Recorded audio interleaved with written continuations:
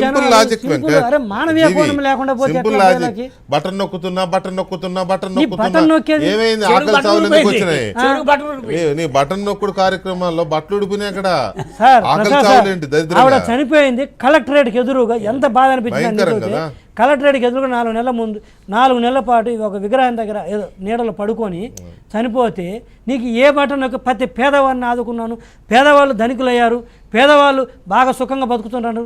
ఆ చనిపోయింది కాబట్టి వెంకటకృష్ణ గారు పిల్లలు ముగ్గురు రోడ్డున పడబట్టి మనకు న్యూస్ వచ్చింది ఎవరో పుణ్యాత్ముడు రిపోర్టర్ చేతులు దండం పెట్టాలి రాశారు న్యూస్ ఈరోజు అలాంటి కొన్ని వందలు ఉన్నాయి వేలలో ఉన్నాయి వందలు కూడా ఏపీలో పాపం రైట్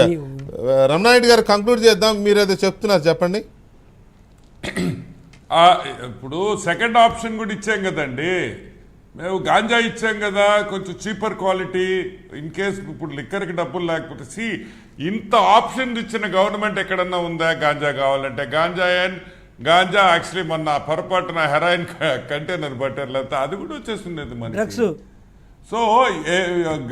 ఈరోజు ప్రతి ఇష్యూలో ఎక్కడ ఇబ్బంది పడకుండా పేద ప్రజలకి లిక్కర్కి అఫోర్డ్ చేసేవాళ్ళు లిక్కరు గాంజా అఫోర్డ్ చేసేవాళ్ళకి ganja all options are available in Jaganmohan Reddy's ప్రభుత్వం సాడ్ బట్ మనం ఏం చేయలేము మనం టీడీపీ రాగానే ఈ ఫస్ట్ పెట్టాల్సింది చంద్రబాబు రాగానే డిఅడిక్షన్ సెంటర్స్ లిక్కర్కి డ్రగ్స్ కి అవును